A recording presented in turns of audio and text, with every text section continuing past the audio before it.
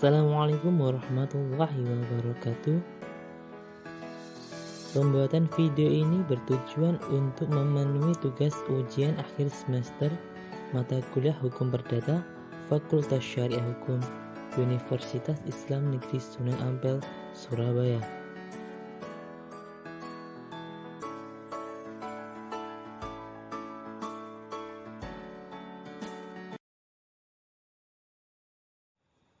Pada kesempatan kali ini, kelompok kami akan membahas tentang apakah itu perkawinan campuran.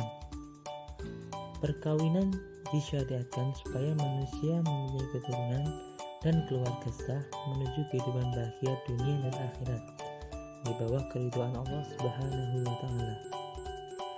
Jadi, berikut adalah pengertian dari beberapa istilah dari perkawinan.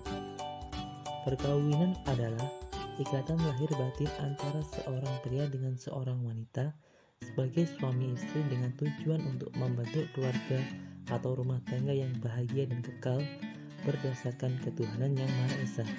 Hal ini dijelaskan dalam Undang-Undang Nomor 1 Tahun 1974. Selanjutnya yaitu perkawinan campuran. Adalah pengertian perkawinan campuran ialah perkawinan antara dua orang yang di Indonesia tunduk pada hukum yang berlainan karena perbedaan kewarganegaraan dan salah satu pihak berkewarganegaraan Indonesia. Hal ini dijelaskan dalam pasal 57. Istilah lain menyebutkan yaitu perkawinan antar pemeluk agama. Dimaksudkan seseorang laki-laki beragama Islam akan nikah dengan seorang perempuan pemeluk agama Muslim atau sebaliknya. Di samping itu, perkawinan harus dilakukan berdasarkan ketuhanan yang Maha Esa. Artinya bahwa hukum agama dan kepercayaan yang dipeluknya menjadi dasar yang menentukan bagi keabsahan atau ketidaknya perkawinan yang dilakukan oleh yang bersangkutan. Tujuan perkawinan menurut agama Islam adalah sebagai berikut. Yang pertama yaitu menyempurnakan tingkat pengalaman agama. Jadi pernikahan adalah perintah agama Islam yang harus dijalankan oleh manusia bagi yang mampu berkeluarga. Kedua, menjaga kehormatan. Tatkala seseorang mencapai kedewasaan, dorongan seksual cukup jelas dan terkadang tidak mampu menahan. Dengan perkawinan, dorongan seksual akan lebih terkendali sehingga kehormatan seseorang dapat terjaga dengan baik. Ketiga yaitu menggapai ketenangan, kecintaan, dan kasih sayang. Perkawinan diharapkan untuk memberi ketentraman jiwa, memupuk jaringan cinta, dan saling memberikan kasih sayang di antara pasangan.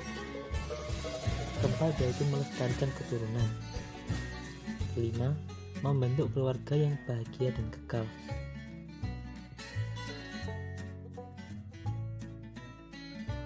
Dalam peraturan perundang-undangan 1. Menurut Statblad 1896 nomor 158.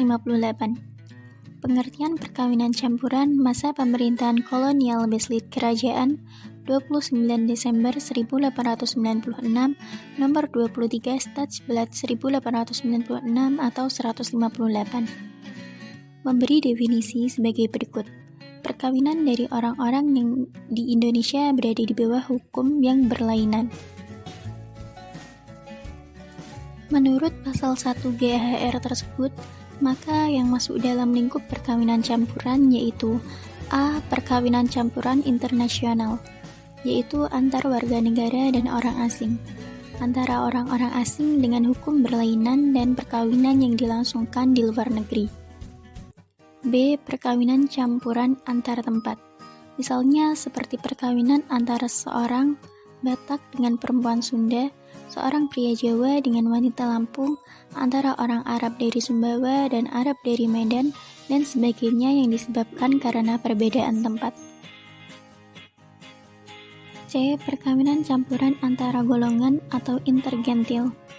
Adanya perkawinan campuran antar golongan adalah disebabkan adanya pembagian golongan penduduk oleh pemerintah kolonial kepada 3 golongan, yaitu 1. Golongan Eropa, 2 golongan timur asing, 3 golongan bumi putra atau penduduk asli, sehingga perkawinan yang dilakukan antara mereka yang berbeda golongan disebut perkawinan campuran antar golongan. Misalnya seperti antara Eropa dan Indonesia, antara Eropa dan Tionghoa, antara Eropa dan Arab, antara Eropa dan timur asing, antara Indonesia dan Arab, antara Indonesia dan Tionghoa, antara Indonesia dan timur asing, dan antara Tionghoa dan Arab. D. Perkawinan campuran antar agama. Perkawinan bagi mereka yang berlainan agama disebut pula perkawinan campuran. Adanya perkawinan beda agama dalam sistem hukum perkawinan kolonial disebut pemerintah Hindia Belanda dalam hal perkawinan mengesampingkan hukum dan ketentuan agama.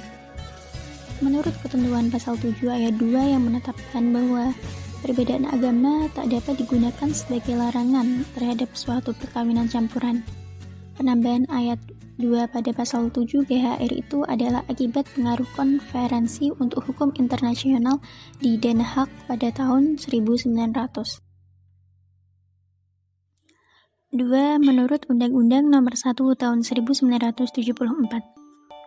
A. Pengertian perkawinan campuran ialah perkawinan antara dua orang yang di Indonesia tunduk pada hukum yang berlainan karena perbedaan kewarganegaraan dan salah satu pihak berkewarganegaraan Indonesia.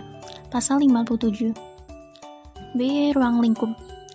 Undang-Undang Nomor 1 Tahun 1974 tentang perkawinan adalah hasil Badan Legislatif Negara Republik Indonesia dalam menciptakan hukum nasional yang berlaku bagi seluruh warga negara Indonesia.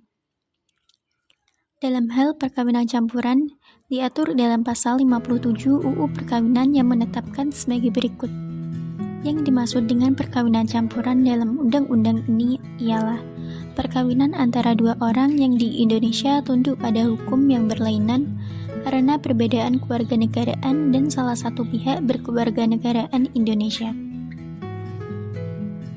Berdasarkan pasal 57 yang dimaksud perkawinan campuran adalah 1. Perkawinan antara dua orang yang di Indonesia tunduk pada hukum yang berlainan. Kedua, perkawinan karena perbedaan kewarganegaraan. Dan yang ketiga, perkawinan karena salah satu pihak berkewarganegaraan Indonesia. Untuk dapat melangsungkan perkawinan campuran itu supaya perkawinannya sah, maka ketentuan sebagai diatur dalam pasal 2 UU Perkawinan. Problematika dan solusi perkawinan campuran. 1. Masalah kesahan perkawinan. Di dalam Undang-Undang Nomor 1 Tahun 1974 telah ditentukan bahwa sahnya perkawinan di Indonesia adalah berdasarkan masing-masing agama dan kepercayaannya. Pasal 2 ayat 1. Oleh karena itu, mengenai perkawinan campuran yang dilangsungkan di Indonesia harus dilakukan berdasarkan hukum perkawinan Indonesia. Jadi, kesahan perkawinan tersebut harus berdasarkan hukum agama dan harus dicatat apabila kedua belah pihak atau calon suami istri ini mengenal agama yang sama dan tidak akan menimbulkan masalah. Namun, apabila perbedaan agama, maka akan timbul masalah hukum antar agama. Masalahnya tidak akan menjadi rumit apabila jalan keluarnya dengan kerelaan salah satu pihak menganut agama salah satu pihak yang lain. Tetapi, kesulitan ini muncul apabila kedua belah pihak tetap ingin mempertahankan keyakinannya, terlebih lagi karena Kantor Catatan Sipil berdasarkan Kepres nomor 12 tahun 1983 tidak lagi berfungsi untuk menikahkan. Namun, dalam kenyataannya sering terjadi pasangan yang kawin berdasarkan agama salah satu pihak dan kemudian setelah perkawinannya disahkan, mereka kembali kepada keyakinannya masing-masing. Mengenai perkawinan campuran ini belum ada pengaturan khusus, sehingga di dalam prakteknya sering terjadi kesalahan. Di samping itu juga terdapat pasangan yang melangsungkan perkawinan di luar negeri, baru kemudian mendaftarkan di Indonesia. Berdasarkan hal tersebut, karena masalah perkawinan campuran ini tidak mungkin dilakukan, maka untuk adanya kepastian hukum, sebaiknya dibuatkan suatu pengaturan mengenai kesahan perkawinan campuran ini.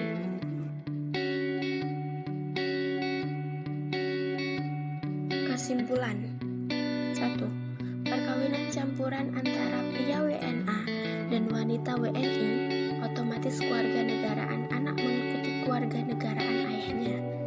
Hal ini merupakan konsekuensi hukum pengutamaan penggunaan asas ius sanguinis berdasarkan Undang-Undang Nomor 62 Tahun 1958 tentang kewarganegaraan. Sehubungan dengan hal tersebut, timbul beberapa permasalahan berdasarkan peraturan perundang-undangan. A. Jika terjadi perceraian dari perkawinan antara WNA dengan WNI, maka perceraian tersebut tidak mempengaruhi status si anak. Anak tetap berstatus mengikuti ayahnya hingga usia 18 tahun. Dan pada saat memasuki usia 18 tahun, anak berhak menentukan kewarganegaraannya sendiri, mau ikut ayahnya atau mau ikut ibunya. Namun, apabila terjadi perceraian berdasarkan keputusan hakim, anak diasuh oleh ibu, sedangkan ayah tetap berkewajiban memberikan biaya hidup kepada anak. Hanya apabila ayahnya ingkar atas biaya anaknya, di dalam undang-undang perkawinan tersebut belum diatur. B. Belum adanya pengaturan masalah penentuan status kewarganegaraan anak dari perkawinan campuran. C. Belum adanya pengaturan mengenai kesahan dan pencatatan perkawinan campuran. D. Sering terjadi penyelundupan hukum terhadap kasus anak sah tetapi di luar kawin. E. Belum ada pengaturan mengenai kewarisan untuk anak dari perkawinan campuran. 2. Undang-Undang Nomor 62 Tahun 1958 belum dapat memecahkan semua permasalahan yang berhubungan dengan status anak hasil perkawinan antara WNA dan WNI, sebab beberapa permasalahan yang ada masih diselesaikan melalui pengadilan. 3. Status anak WNI yang lahir di luar negeri menganut asas ius soli adalah sebagai berikut.